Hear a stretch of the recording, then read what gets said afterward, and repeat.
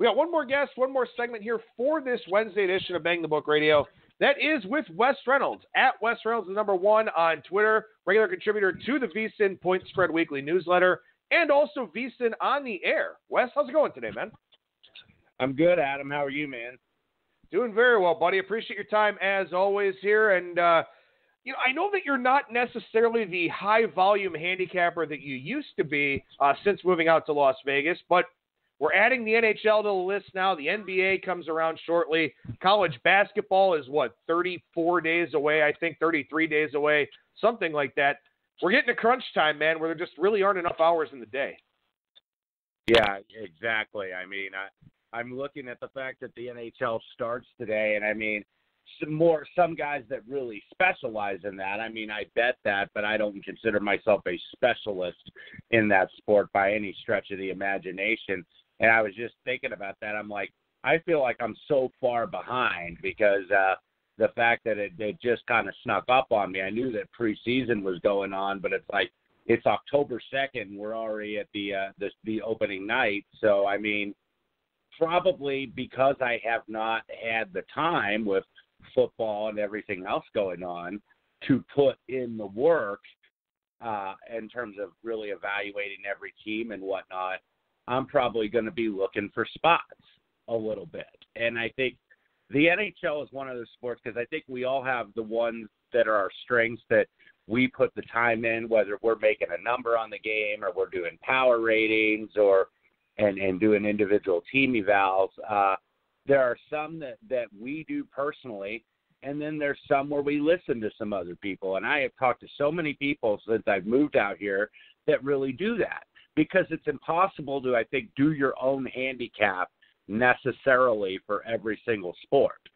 So there are some others where if you decide you want to do that, you got to trust some other folks' judgment that know more than you do about a certain sport, whether it's NHL, whether it's NBA, what have you, where you may, if you're going to bet those sports, just kind of have to pick spots early, like scheduling spots or, for instance, the Capitals game tonight, the Capitals and the Blues, where that's obviously that ring and banner night spot where you would traditionally fade the Stanley Cup winner on the ceremony night. I mean, now there's a little bit of a wrinkle because Ovechkin is questionable, but I mean, usually that's an angle that I would look to play, and that's probably what I'll have to do at least early on in the season in the NHL is just play angles and scheduling spots. Speaking of scheduling spots, I do write an article every week over at bangthebook.com with those for both the NHL and the NBA once the NBA season gets going. And again, those daily winter sports just lend themselves so well to situational handicapping. And you obviously make sure you're trying to get the best price that you can, but a lot of spots available in both the NHL and the NBA. And not to go off on a tangent here, Wes, but, I'm in the Cleveland area. It's got a pretty rich hockey tradition overall, going back to the Barons and all the Calder Cups they won, the Crusaders. We've always had a minor league team here. What was that transition like for you going from the Indianapolis area to Las Vegas with all the hype about the Golden Knights and especially on the betting side, so much more interest in hockey handicapping? Yeah, it is really interesting because I think when you look at the fact that on the surface, you wouldn't think that this would be a hockey town because one of the things about Las Vegas, it is a very new professional sport type of town. You have not had one of the big four really out here for very long. I mean, so people here are kind of just learning how to be fans of a hometown team. I think it was easier with the Knights because in terms of all the transplants out here, none of them really, very few of them at least had a hardcore NHL team. A lot of that is more NFL or maybe more NBA oriented where it's like you have people from all different places, so they're fans of different teams. Now, by and large, the NBA, this is by and large a Laker town. But you look in like the NFL, you have obviously Raider fans, but you have people from the Bay Area, so you have 49er fans, you have Charger fans, you have a lot of Bronco fans, you have people from New York, you have people from Chicago. So you have fans of so many teams in this market. So I think with the Knights, I mean, the fact that hockey fandom really doesn't travel and they were the first tier, people did get behind them, and it sure as hell helped that they had so much success and go to the Stanley Cup Finals in the first year where, you know, nobody really expected it. I mean, we saw all the stories ad nauseum about the couple 100-to-1 tickets on the Golden Knights that people just bet just to kind of do it, whether it was $5, $10, or a little bit more, where they were just taking shots on this team. But I mean, this town does love the Knights. I mean, I see merchandise everywhere. It's covered extensively. All the preseason games were actually on local television this year, the local ABC affiliate. So, you know, if they're going to run those games, evidently it's been worth their while, and they're seeing numbers and seeing a lot of support for this team. All right, well, let's talk some football here, and let's start in the NFL, and then we'll finish up with college football. This isn't a game you sent over to me that's on your radar, but I am kind of intrigued by it, and it is the standalone Thursday night game, the Rams and the Seahawks. And if you would have told me that here in Week 5, Seattle would be favored over the Rams, I would have probably called you crazy, because the perception of the Seahawks was so low coming into the year. Rams off of winning the NFC, as we all know. I'm not surprised at this point in time to see where this line is, given the body of work for both of these two teams. But we talk about buying low and selling high, and you're trying to ascertain when the right time is to get on a team. Is this the right time to get on the Rams or no? Yeah, I'm debating that myself, because look, Seattle's lost their last 3. They were swept last year by the Rams, where Seattle was kind of the kings of this division for several years, and now the Rams have kind of taken over that role. But look, we know Seattle always has one of the best home field advantages in the NFL. I mean, and if you use default home field advantage 3, if that's what you say that it is, well, Seattle's is not 3. Seattle's is one of the best. Seattle's is 4.5 or 5 or however you want to rate it. It's not the traditional 3, and then you have some of the not the lesser teams, but maybe the teams that don't sell as many tickets, the Jacksonvilles, the Miamis, the Florida teams, where their home field advantage is maybe 1.5 or maybe 2. Same with the Chargers. So, I mean, the fact that they are favored in this game, but they're only favored by 2, I think tells you that the market thinks that the Rams are the slightly better team, you know, that they're probably on a neutral would be about 2 or 2.5, and that seems probably about right. You know, I'm not sure what I'm doing with this game yet, and I may not know until tomorrow when the game is actually played what I'm going to do, because I was on the Bucs against the Rams last week, and they did out-yard the Bucs, but the Rams still gave up darn near 500 yards to Tampa Bay. So it wasn't just all the turnovers. I mean, Tampa Bay and Jameis Winston was able to throw that ball down the field. And he only got sacked, I believe, 1 time. And you saw that the Rams the week before really pressured the Browns and got to Baker Mayfield, who only goes on to get sacked 1 time in Baltimore. So it's such a week-to-week thing. And, I mean, and we talk about this all the time with the recency bias. Nothing is more week-to-week than the NFL.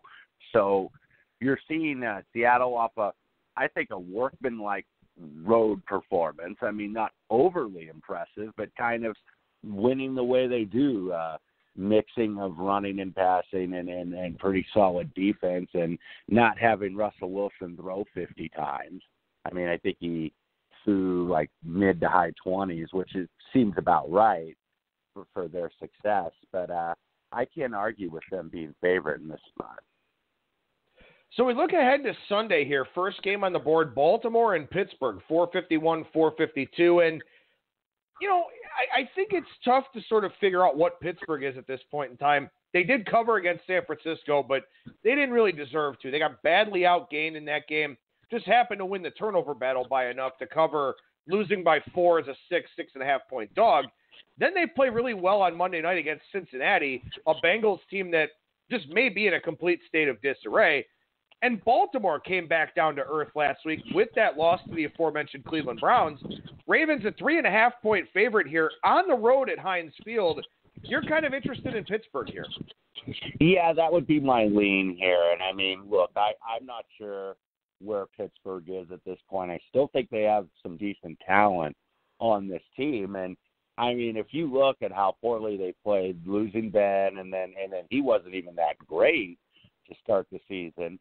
And then, like you said, getting badly outplayed at San Francisco where they got 5 turnovers and couldn't even win the ball game outright. So that was a negative for Pittsburgh. And I still think that they're slowly taking the training wheels off Mason Rudolph here.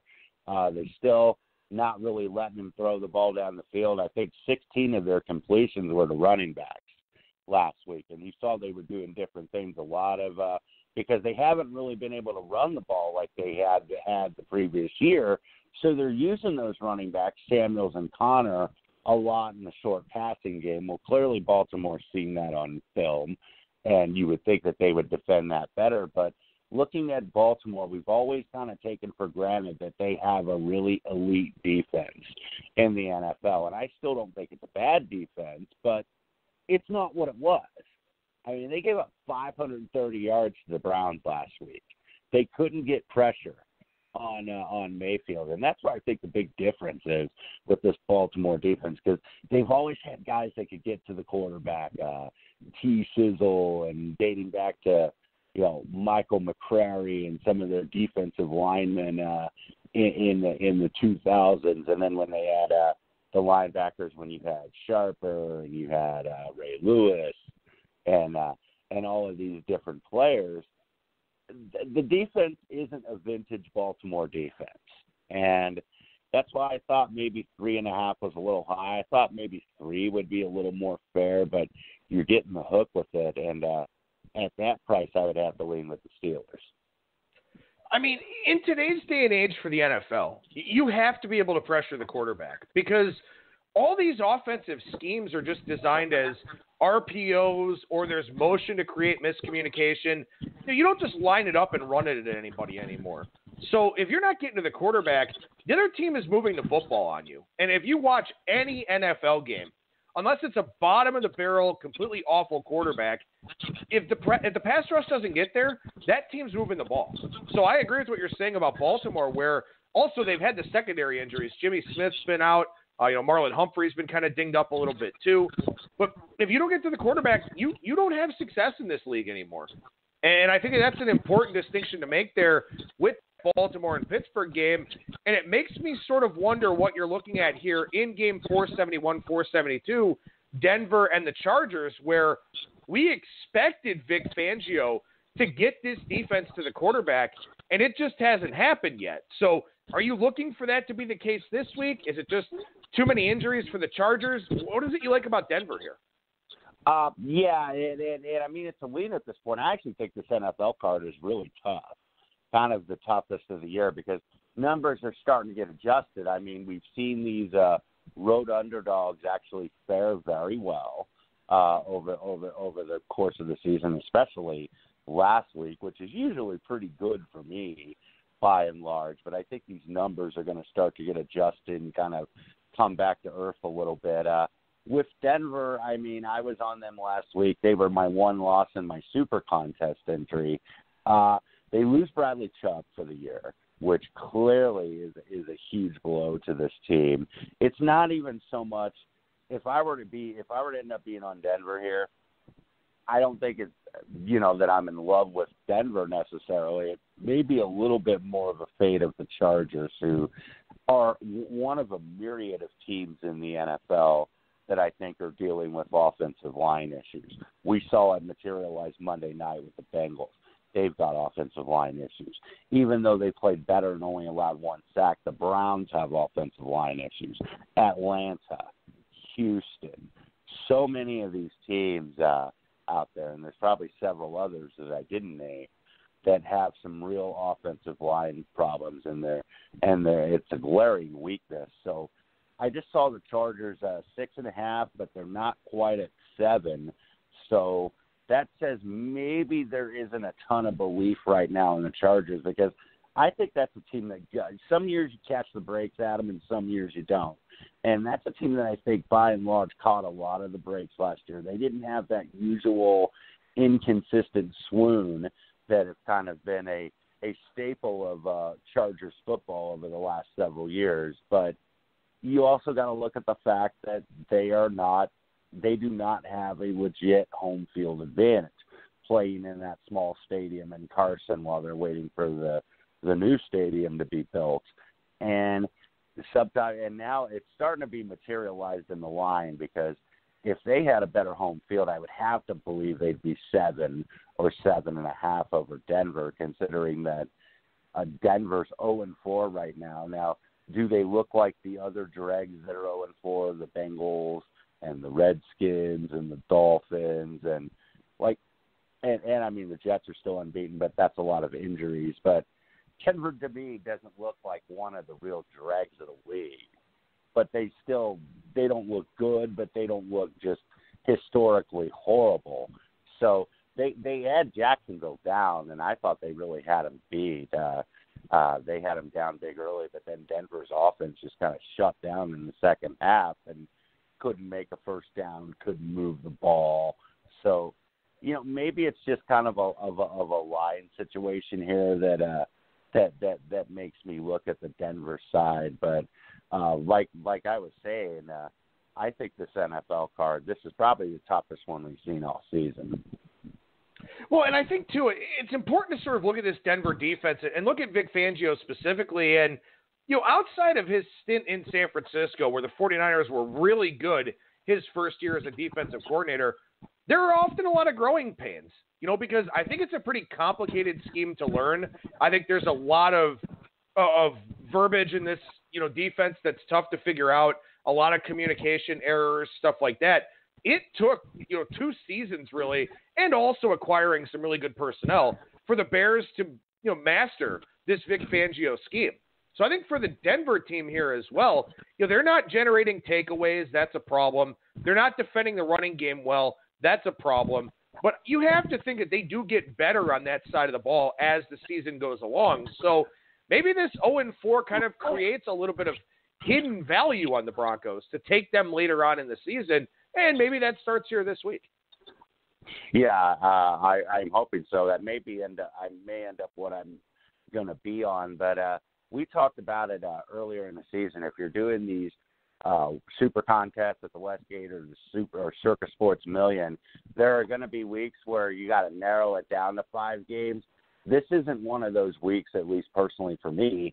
This is one of those where I'm going to have to stretch to really get to 5 games, because I think that there are some hard spots here.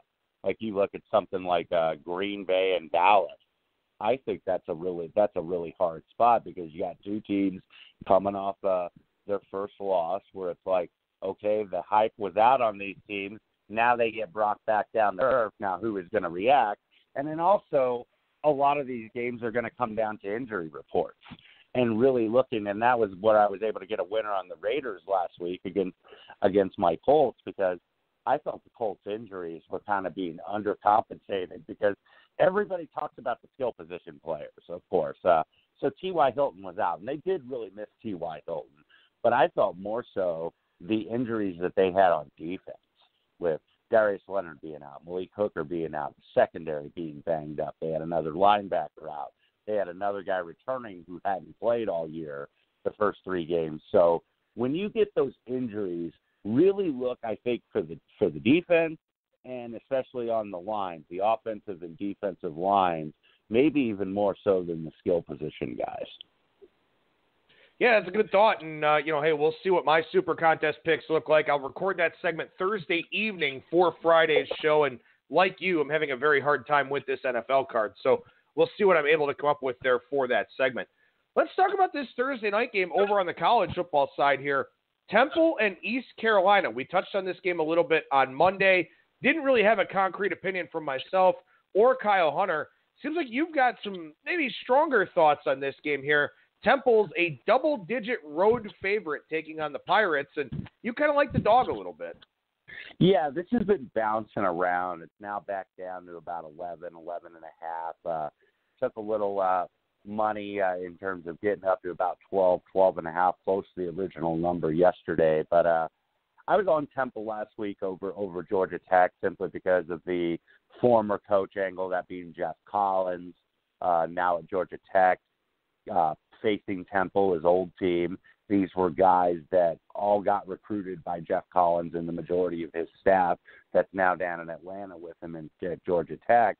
So I think these guys clearly wanted a piece of the former coach and to beat the former coach that left them for the better job, so to speak. And now this is an interesting spot for Temple in the fact that they go to an East Carolina team that, look, they're still a work in progress with their coach who was at James Madison and actually won an FCS title there a couple years ago. But they still do already have 3 wins, which match each of their last 3 seasons under Scotty Montgomery. So I think there's at least some positive momentum with the East Carolina program. But really a tough spot for Temple here in the fact that you come off that emotional game with Georgia Tech, and, I mean, they've kind of been Jekyll and Hyde.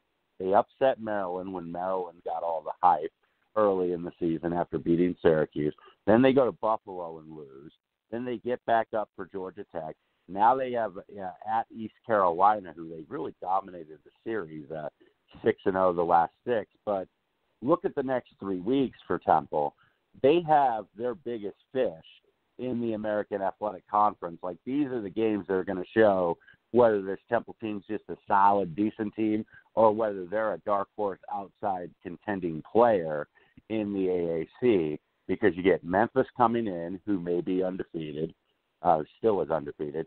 You go to SMU, who's undefeated early on as well. And then you get UCF, who's won the conference the last several years. So at home on the 26th, and kind of a revenge spot, because if you remember that game last year, they could have probably beaten UCF and unfortunately didn't cover. But you get these three conference games back to back to back after East Carolina, which is also a conference game. But I think you may get an East Carolina that's a little more hyped to get a primetime game at home against a solid team. And maybe, I don't want to say go through the motions necessarily, because I'm sure Temple's going to try, but I just think that this is such a tricky spot for them that East Carolina in the double digits have value. Well, and again, I mean, this is one of those spots where you look at it from a Temple standpoint. They have to get margin to cover the number here because they're a double-digit favorite. So, yeah, they probably wind up winning the game. But, again, to win it by 12 or more points, that's what you're looking at here, and that's why, you know, some of those emotional appeals and some of those situational angles do really matter here in the context of college football. A couple other games I want to touch on with you here, and then we'll finish up with golf. 355, 356, Iowa and Michigan. This number's down from 5.5 to 3.5. Seems like you disagree with the line move a little bit.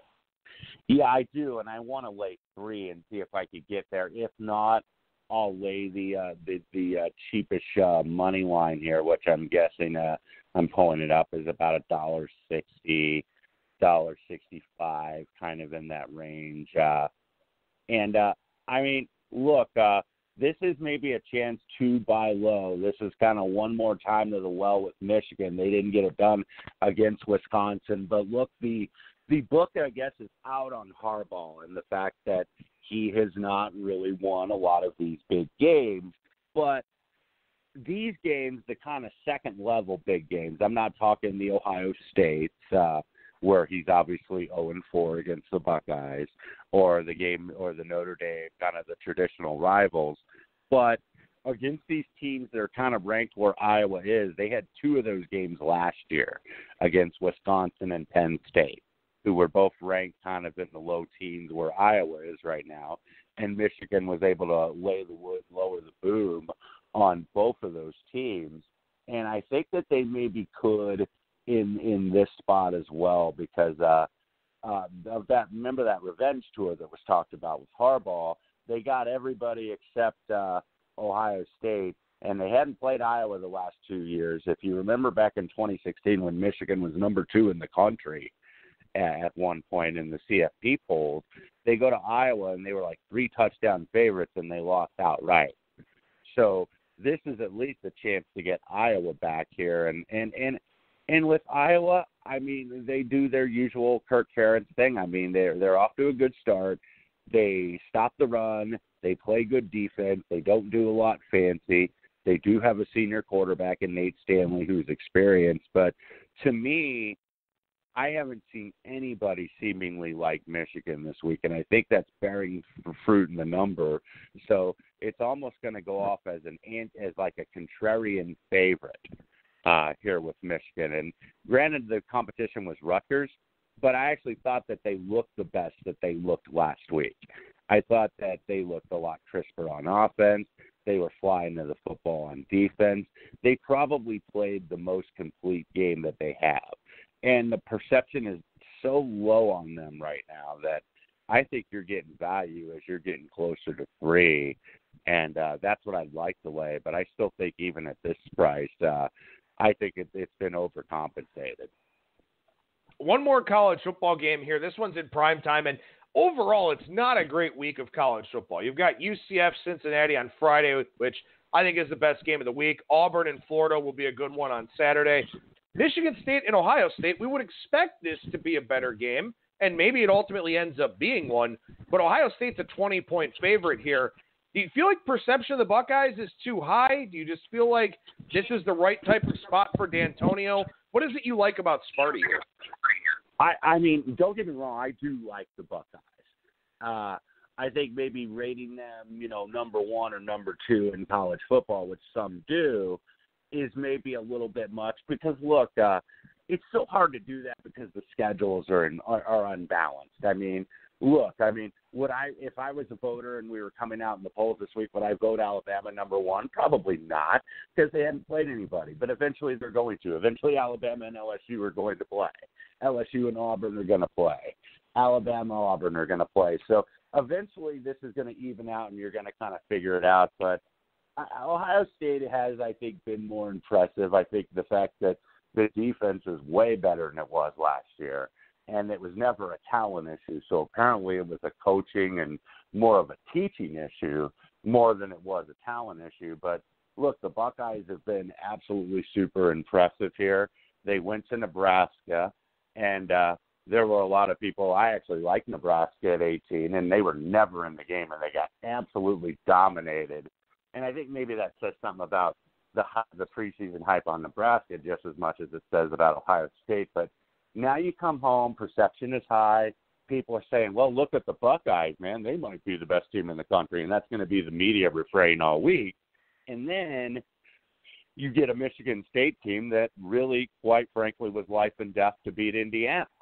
And granted, Indiana was playing their better quarterback, Michael Penix Jr., and had tied the game with a couple minutes ago, and then Michigan State got a touchdown or a late field goal and then a cosmetic safety on a fumble because Indiana had no time left and just had to drop back and try to heave it. They got the pressure and got the late defensive touchdown. But, I mean, Michigan State, we know that the perception is still kind of lowish on them because the offense doesn't always put up big-time numbers every single week with that loss to Arizona State. But this is still one of the best defenses in the country. I mean, we're talking a lot about Ohio State's defense. This Michigan State defense, I think, has proven they were for real. When they were 7-6 last year, they were still the number 1 rush defense in the country. So, and the defense always being up against it because the offense had so many injuries and, would put them in jail and put them on short fields. And, we're still able to get it done. And I think at 20 here, this may be a little high. I mean, I thought that this was going to be maybe like 16.5 or 17.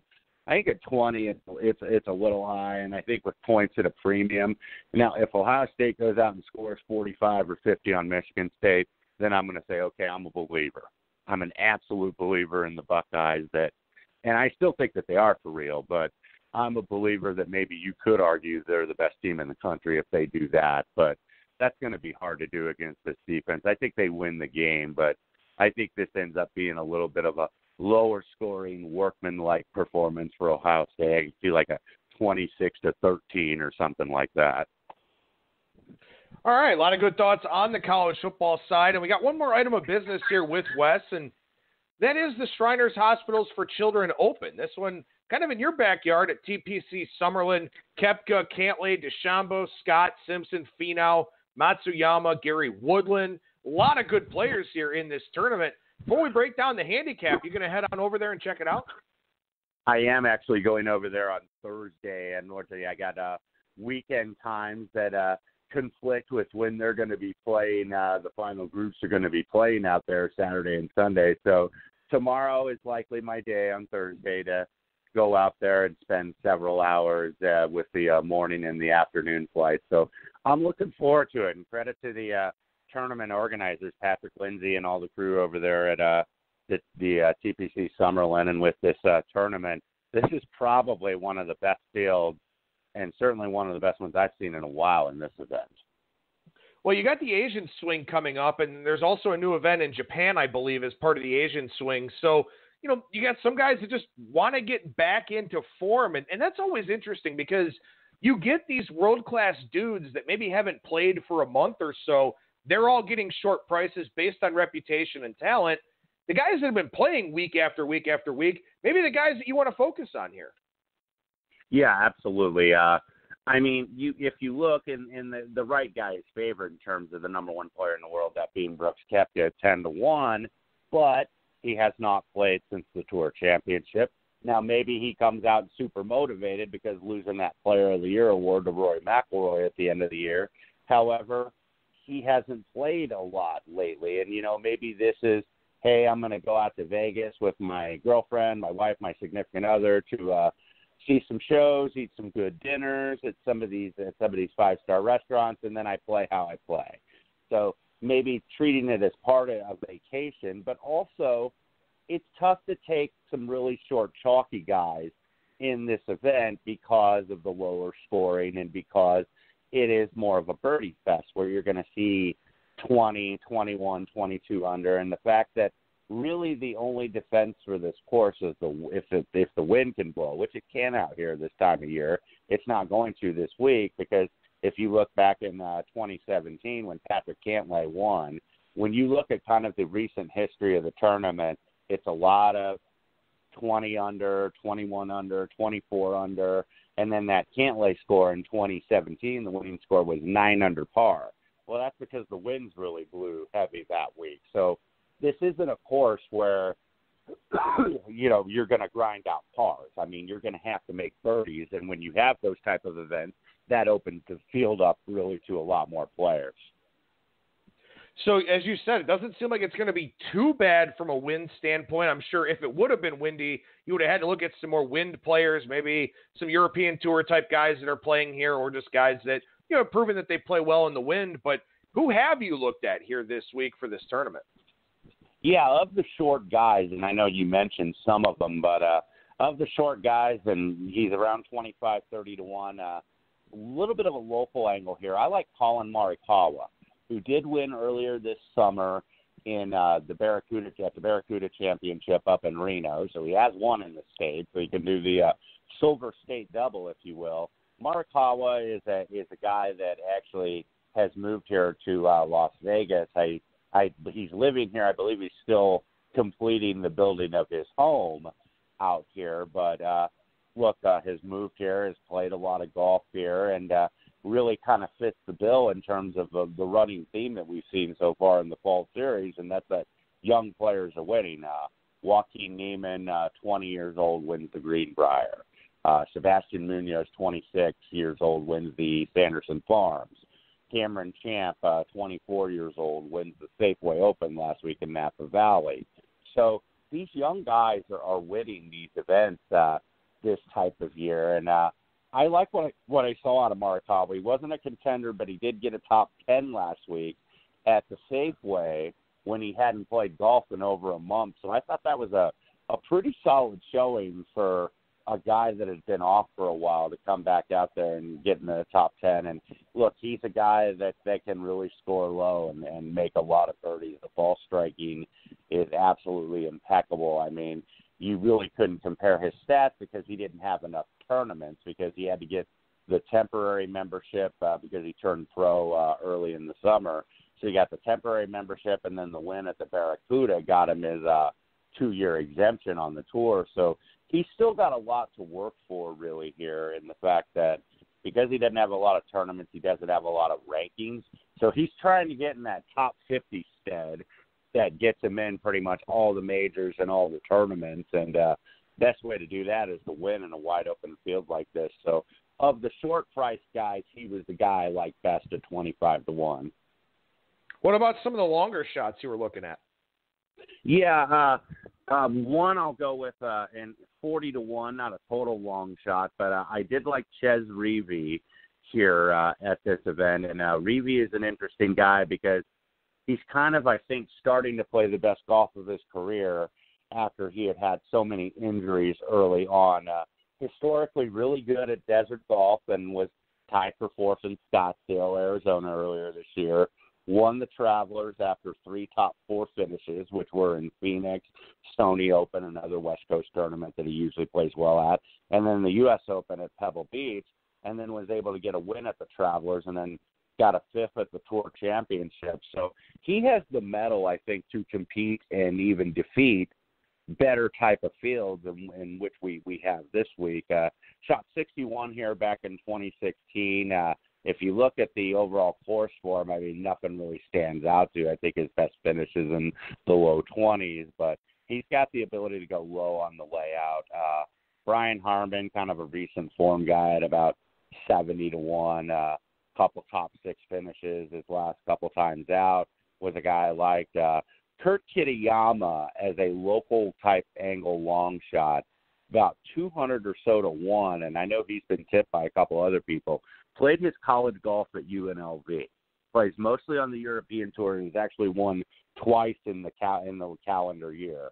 Won at Mauritius back in December of 2018, and then in Oman in March 2019. So he's only played one PGA Tour event this year, and that was the PGA Championship that he qualified for. So this is a big event for him, actually, to kind of get enough points where maybe he can start to qualify for that specialty tour membership that Morikawa and Matt Wolff and Hovland and some of these other guys were able to get.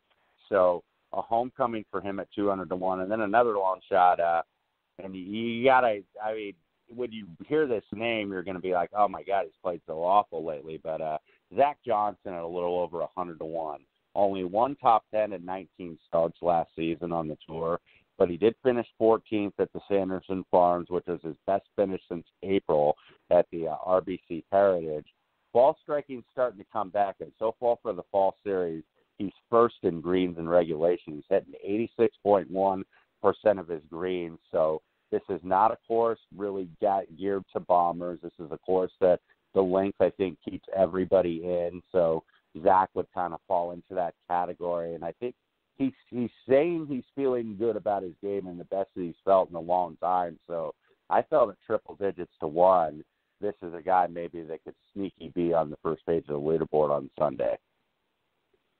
Wes Reynolds, whose work you can find on Twitter at Wes Reynolds, and the #1 contributor to the VSIN Point Spread Weekly newsletter. And you're also on VSIN. When can people check out your segments on the show? Okay, Monday, 6 to 10 Pacific, the Green Zone, usually during the Monday Night Football sequence. Also Thursdays and Fridays, 8 to 10 Pacific on the same show. And then Saturday from 2 to 6 Pacific, and Sunday from 3 to 7 Pacific. So we're usually in the late windows of those games kind of for the live wagering scenarios on the weekend for both college and pro football. Once again, you can find Wes on Twitter at Wes Reynolds and the #1. Wes, appreciate your time as always, man. Thank you so much for joining me. We covered a lot of ground here on today's show, and we'll do it all over again next week. You got it, Adam. Anytime.